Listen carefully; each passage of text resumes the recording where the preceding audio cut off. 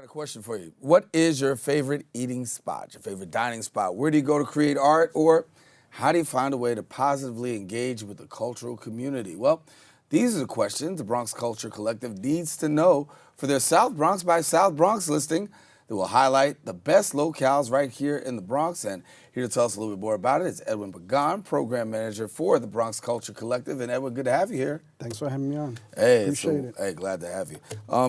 As we talk about this here, South Bronx by South Bronx says the South Bronx is definitely one of those highlighted places, but then at the same time also, the South Bronx is also one of those places that sometimes gets skimmed off the map. So talk to us a little about the collective here. Well, the collective formed about 2 years ago when real estate interests had formed an event to try to sell the Port Morris district, some development that's being developed there, and they did a party called Bronx Burning. That was the thematic of it. And it was sort of insulting to the community on many levels. One, because of what the trauma we'd gone through, the burning of the Bronx in the 70s and 80s. And also just the fact that it was just merely a backdrop for something they didn't quite understand. And they had all these celebrities and wealthy people come in so they can show the area of what the potential could be there. Mm-hmm. So they took this property and sort of turned it almost into a disco, right? They spent a lot of money to have this party. That was an investment in trying to show off what potentially could be there to potential renters. Mm-hmm. And so we were insulted. We started gathering a bunch of artists, community-based organizations. Will Aguado was one of them, formerly from Bronx Council Yards. Crash Mato was a bunch of us. And we started trying to figure out what to do. Coincidentally, at that time, the New York City Department of Cultural Affairs had put out a grant called Building Community Capacity. We applied, got the grant, and then we formally created the Bronx Culture Collective. When I actually first came on, it was the Bronx Cultural Collective.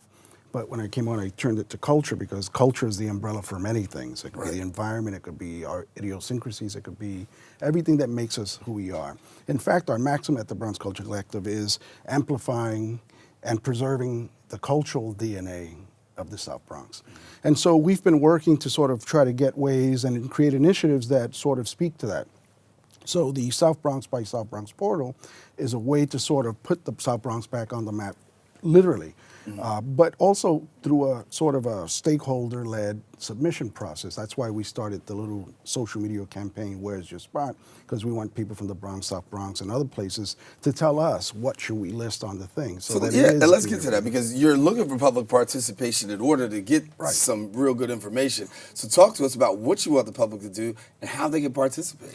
Well, it's quite easy. If they go to the website, which is sbxsb.nyc, they can register, and once they register, they can actually either send us the information, right, and we'll look it up and add it as a listing, or they can add it themselves, right? Mm-hmm. And you could put it in a multitude of categories. So it could be sort of, drinking and dining. It could be recreational. It could be green spaces, which are community gardens and space and parks. It could be anything from going to a gym, where do you go to get entertained, what leisure places you go to, what cultural events do you go to. It also has a calendar which is tied into it, to the database, so people can list also the goings-ons in the Bronx, right? Mm-hmm. So you have things that are happening at Pregones, at Ostos Center for the Arts and Culture, at The Point, all the venues that we have in the region. And it's a way to let the world know not only what's going on in the Bronx, but also that it's not this sort of wasteland that's depicted in a lot of movies coming out of the 80s and 90s where, you literally see tumbleweeds running by in the streets. No, it's a culturally vibrant community. And it's changing all the time. We're getting a lot of influx now from West African communities, from the Middle East, and it's vibrant, right? People are coming here to sort of just follow the American dream, but it's also about building community, right? And allowing people to really have a stake in the game and carve out a space for them that's family friendly and culturally relevant. And now you can testify, there has been a resurgence, right? When you talk about culture, when you talk about, you got restaurants now, you got culture, you got eateries, you got, so many things that you could possibly do. You got people who are coming in, and the area is definitely, talk about the difference for you, how you see the South Bronx change. Well, it's interesting because I think what's happening now is people are noticing a change because people that are coming in are sort of waving the baton, so they get the sort of the blowback of we're here and come patronize us.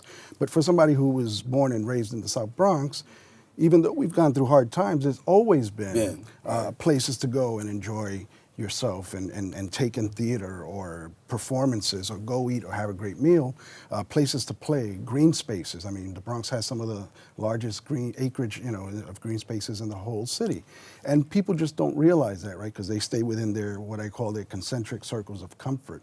And we have to beat back the stigma that was created by, the sort of media during the 70s, 80s, and 90s about what the Bronx is. But as anybody's from the Bronx, and we're really proud of where we come from, this is not a new thing. There is a new spin on it because now it's trying to be redeveloped in a certain way, but there's always been a tract of cultural activity in the Bronx, which is in par with almost anything else you can find anywhere else, and up to that level. It's just that we were it was like the little circuit that that was, because we were taking advantage of it. Now other people are realizing that they don't have to be afraid to come in, and that's where all of a sudden they start saying, oh, there's a new Bronx or there's new activity. No, it's always been here.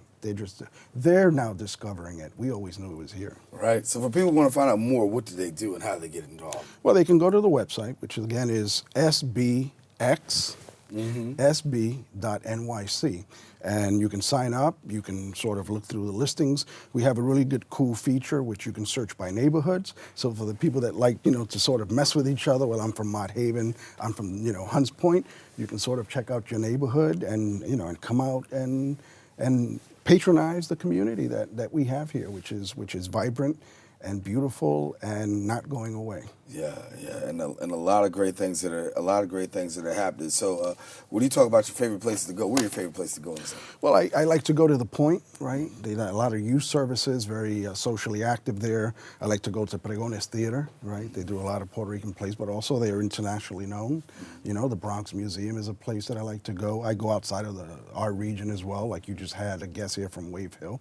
Beautiful place to go, and the Bronx has many places like that, and all we're saying is that the Bronx doesn't end below Fordham Road, right. And the South Bronx is a beautiful place to come and enjoy and have a great time. Certainly, and so we want you to take advantage, and we want you to get involved. Now, if you can do a part of that survey, fill out the survey, let them know, so that way you can be counted, and most of all, the South Bronx can get the recognition that it deserves. That's right. Thank you so much for coming and sharing with us. Thanks for having me. Let me know how we can continue to shine a light on the South Bronx. We'll keep you updated. Now, point of note, you saw him do like this, right? This is not Wakanda. This is about the Bronx. Okay? That's right. Before there was Wakanda. That's right. There was the Bronx. And Bronx so Strong. We've done this for Bronx Strong for a minute. So, yeah, Wakanda, but also Bronx Strong. Just want to give you that point of clarity. Now, listen, we come to the end of the show today. We want to thank all of our guests for joining us.